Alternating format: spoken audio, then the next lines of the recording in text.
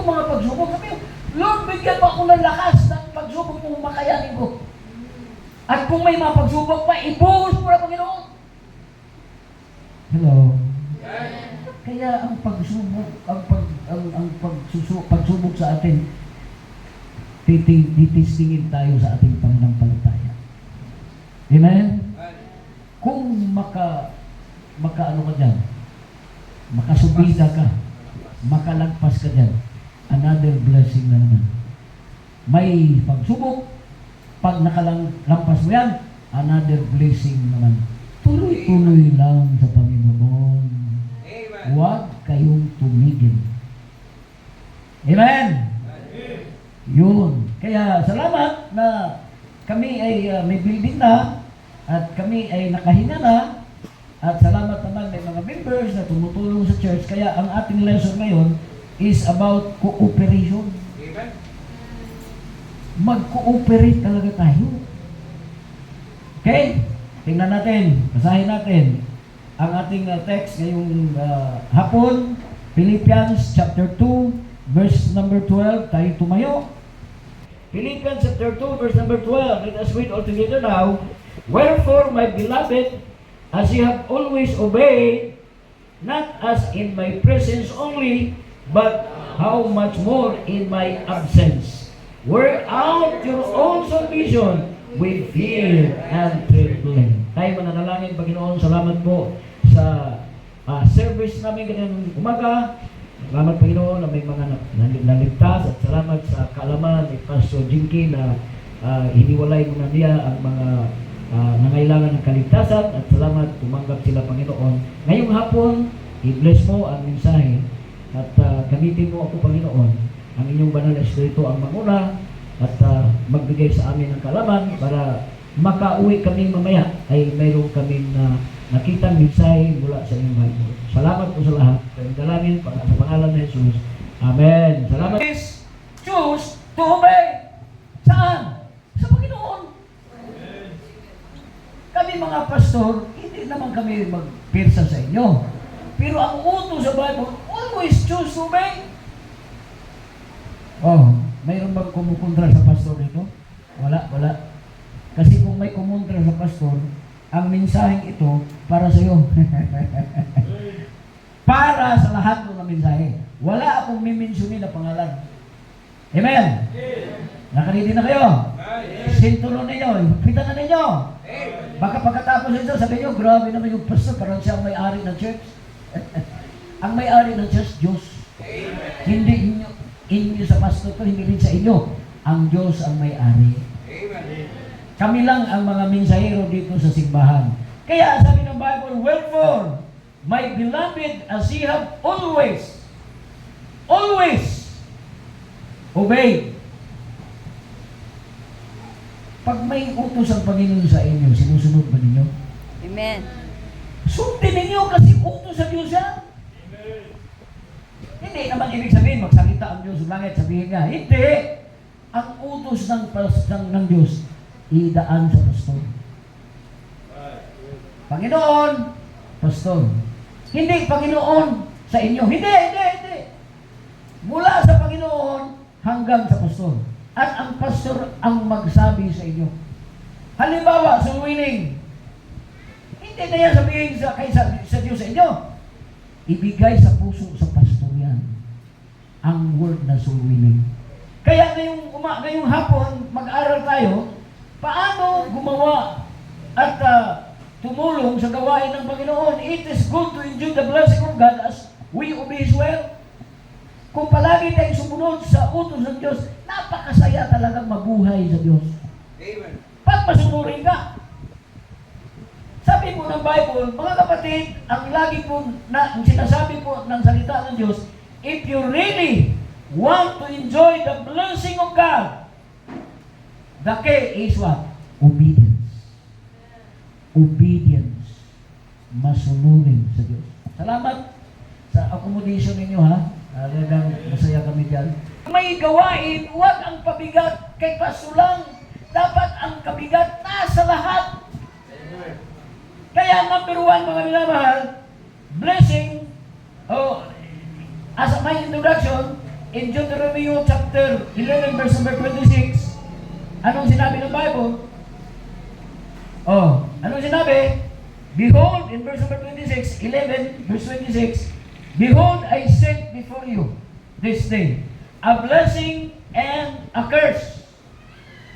Verse 27, a blessing if you will not obey, or a curse, or a blessing if you obey the commandments of the Lord your God, which I command you this day. Sunod, a curse. Ano yung curse? Yung curse.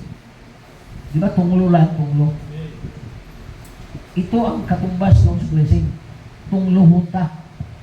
Oh, ano sabi? A curse if you will not obey the commandments of the Lord your God, but turn aside out of the way. Kanina, sinabi ko sa inyo kanina na may gusto ng Diyos na ipagawa sa atin. May linya na ang Diyos na pagkatapos ka na ligtas, may linya na ang Diyos na sundin mo. Ganun ang programa ng Diyos. May ka talagang sundin. At ang sundin mo yan, yung mga sinabi ng pastor na nasa Bible, yun ang sundin mo.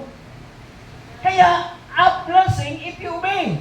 And what? A curse if you will not obey the commandments of the Lord your God, but turn aside out of the way which I command you this day, to go after other gods which ye have not known.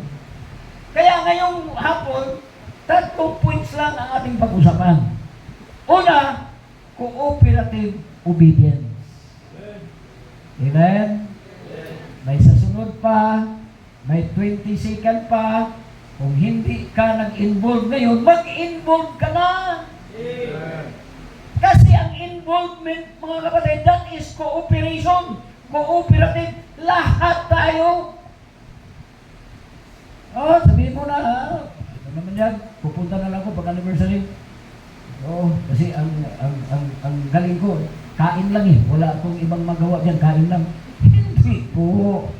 Kakain nga tayo. Pero kung ikaw membro po sa simbahang ito, kailangan mayroon kang puso na mag-cooperate. Kahit sa maliit lang na bagay. Hello, amen? Amen. So, may sunod pa tayo na conference, ha? Dapat mag-cooperate tayo. Bakit? Cooperative obedience. Always obey. We need to be, what? Harmonious obedience. Magkaisa. Magkasama. Meron kaming isang anniversary o conference nung unang panahon. Nagalit yung isang babae na na-assign sa kitchen. Galit talaga sa yung si matanda na yun eh. Tapos, yung aming mga gamit na pagkain ba, yung kutsara, plato, hinirap namin, galing din sa kanya. Nung dumating ako, madaling araw, busy na sila. Nagalit siya, sabi niya, hindi ito ang ano. Sabi ko, huwag kayo maingay. Hello? Baka naman ngayon, may sa inyong anniversary, may nagkulang. Kasi, mahal yun mahiubos sa inyong handa. Hello, amen? Cooperation, magsinagtanay. Hello? Salamat kami sa anniversary. Huwag inyong anuhin si Pastor. Alam namin lahat ng trabaho. Pero darating ang panahon na hindi na kaya ni Pastor. Kayo na ang gagawa. Lahat na yan. Sundin mo lang kaparaanan niya. Hello? Kasi darating ang panahon na manghina rin ang tao. Manghina kami. Dapat sa inyong may susunod. Oh, ito na Pastor. Gawin natin. Sakto ba ito? Sabi ba, sakto yan, bro. Sakto yan. Oh, go na yan, bro. Bigyan na. Amen? Lalo na ngayon, parami na kayo.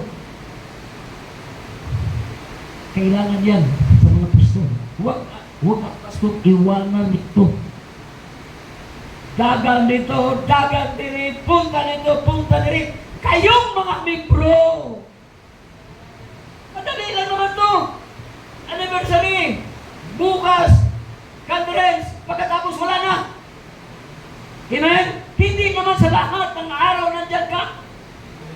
Amen, mga membro? O, yun, bawas, 5 minutes. Bawas na tayo. Basta mag-ibig na kayo. Ibig sabihin, sang-ayon kayo dyan sa pagkaisipan na yan. Amen? Yun, bawas na naman, 5 minutes. Bawas naman. Kaya mga minang, obedience in harmonious manner. Magtulungan ang lahat. Lahat. Lahat. Amen? Lahat. Para sa sunod ng conference, mabawas-bawasan na ang hirap ni Pastor. Amen? Kung kayo'y pagpalain, sabi ng Pastor, ako nang bahala sa leksyon, dalhin ko roon, luto na. Pastor, ako'y bahala sa baka, dalhin ko doon, karni na. Naunawaan ninyo? Yan o! Pinakuluan pa ang baka kasi hindi nag-hilo yung freezer.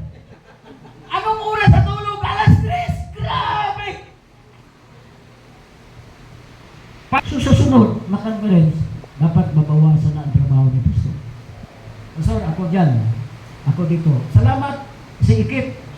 Ginupitan ako karong buntag. Sabi niya, Pastor, huwag ka na magpapagkay dito. Miss Bayuga na Pastor. Bert, naigupit. Gupit. Pagupit sa usa. Pastor, gupit. Natay maayo mong gupit. Kaya man, sikit ito. Nasik, guting. Nakakumpleto. Salamat ha. Nagupitan mo ako ha. Sa sunod din, dito na ako magpagupit. Praise the Lord. Amen! O, bawas, 5 minutes. So, nasa 30 minutes lang. Number 2, cooperative obedience. Naunawaan na ninyo yan.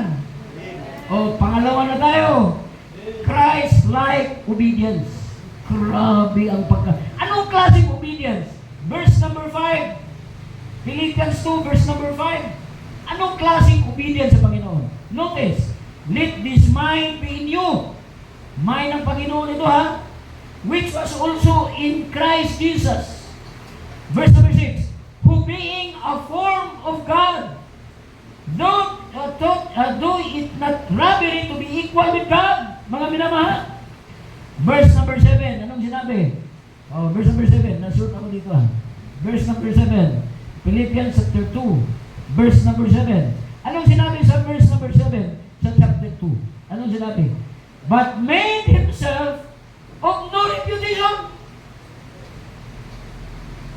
Then, anong sabi po sa verse number 7? And took upon him the form of a servant. Grabe! Si Kristo, siya ay isang Diyos. Si Kristo. Pero nagpakababa siya. Kaya ninyo yan? Magpakababa kayo dahil lang sa pangalan ng Panginoon, dahil lang sa gawain ng Panginoon. Amen.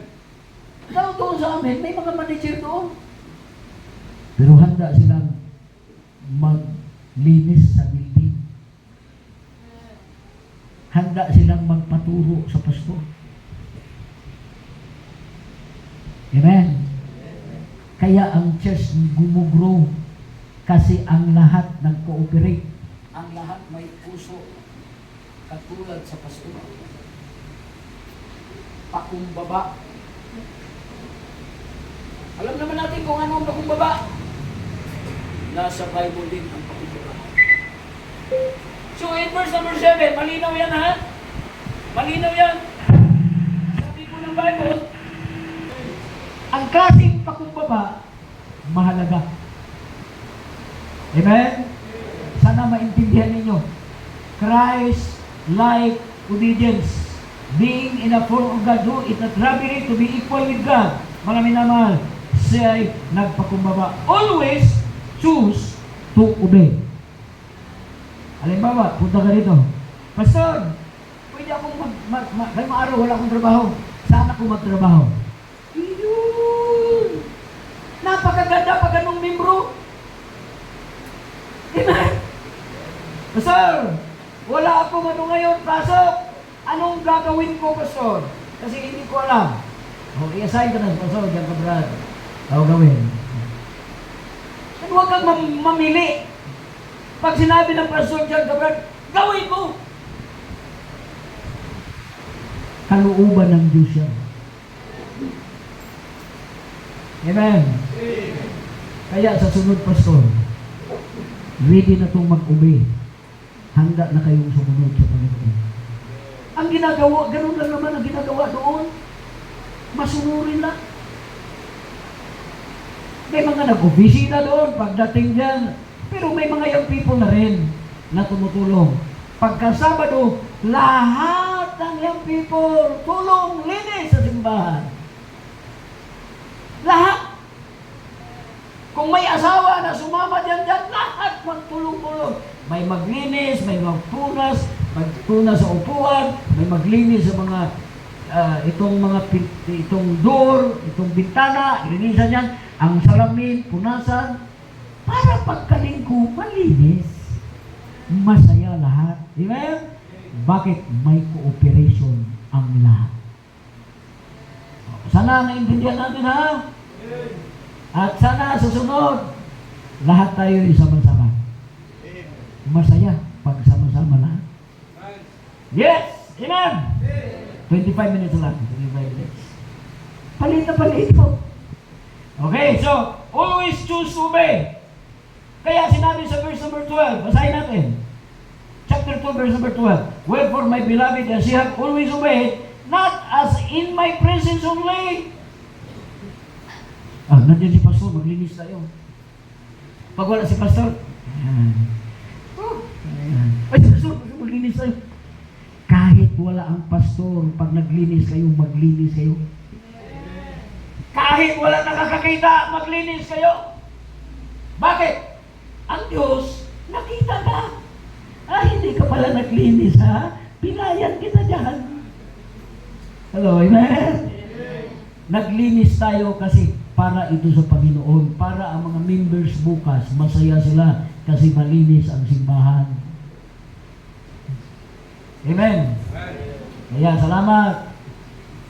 Christ-like obedience. Paano si Kristo nagpakumbaba? It is good to enjoy the blessing of God as we obey His will. Amen?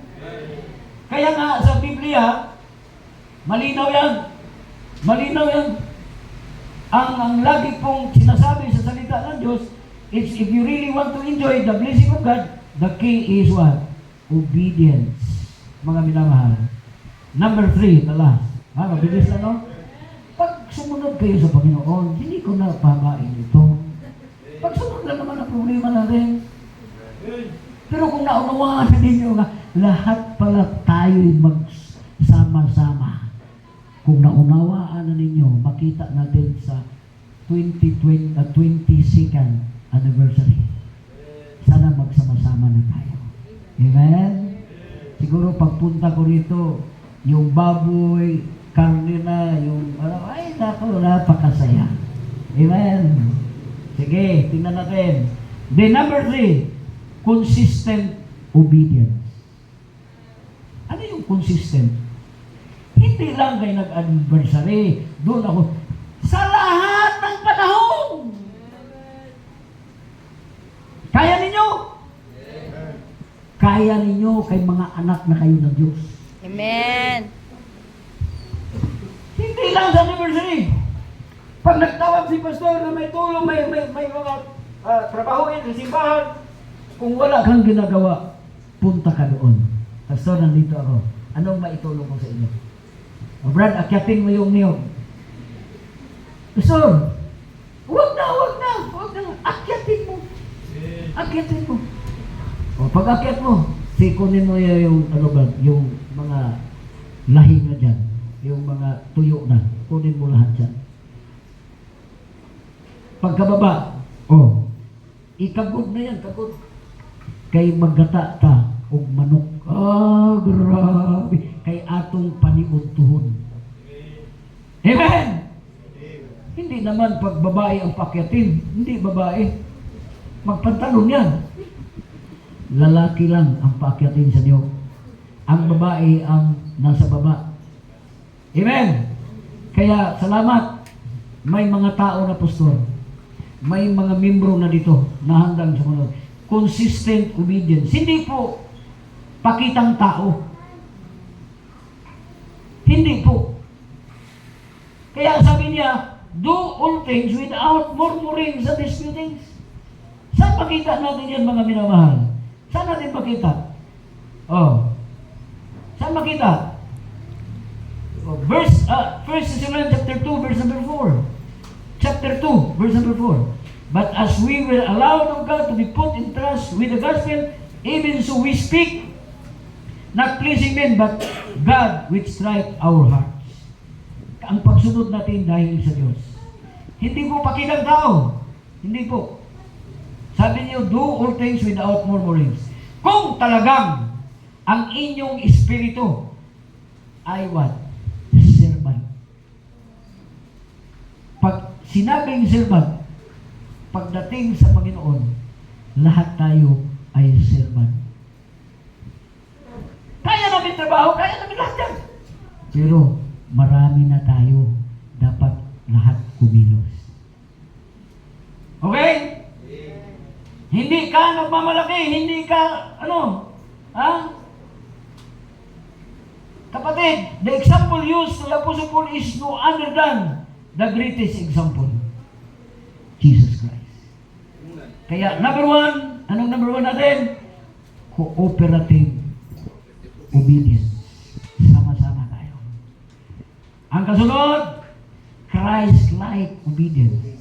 Kahit pwede nating i-equal ang kanyang sarili sa Diyos, pero siya naging servant. Kasi nag-serve siya sa Diyos. Then, mga minamahal, consistent obedience. Huwag kang tumigil sa pagkamasunurin sa Diyos. Kaya sa sunod na conference, mayroon pa kayong conference, ipag-pray talaga ninyo na maging kaakibat ako sa gawain ng Panginoon dito sa Sibagat, Agusan del Sur. Kung may negosyo ka, i-partner mo ang Diyos. Wala kang ibang i-partner, ang Diyos. Amen? Kasi kung kumita ang business, ang tithes and offering, isigurado mo ibalik sa Diyos kasi siya ang inyong partner. Right. Tapos ang negosyo mo, palakihin. Kasi partner mo siya. Amen. Wala naman tayo gusto maging partner. Ang Diyos. Wala na. Siya ang nag-bless, siya ang makapangyarihan, siya ang may-ari sa lahat ng bagay. Kung sabihin mo yan, alam ko, ang Diyos magpapala sa inyo. Amen. Wala nang amen. Dagdagan mo pa ng 5 minutes. Hindi kayo nag-amen eh. Ha? Hallelujah na ha? Hallelujah na. Kaya mga minamahal, consistent obedience, I am telling you that Christ-like obedience is the best example. Christ obedience is the best example sa bawat isa. Amen? Kaya sa sunod namin, kung makabalik pa kami, makita namin na inyong pastor hindi nahirap. Mag-cooperate na kayo. Sabi ko nga sa inyo, Amen? Amen? Yun po. Kaya, tapusin ko to sa invitation. Forward kayo rito, para sabihin, Lord, sana magamit ako, sunod na conference. Kung nagamit mo ako ngayon, mas gamitin mo pa ako sa sunod. Kasi malaki ang pangarap ni Pastor na magkaroon kami ng conference. Sana gawin mo yan. Kasi darating ang panahon, mga minamahal, kung hindi kayo magpagamit, may ibang magamit. Kaya magpagamit na kayo. Ngayon pa lang, pagkatapos ating 21st anniversary, gawin ninyo yan. Yun ang prayer natin palagi. Lord, gamitin mo kami o ako sa aming anniversary at sa conference. Hello.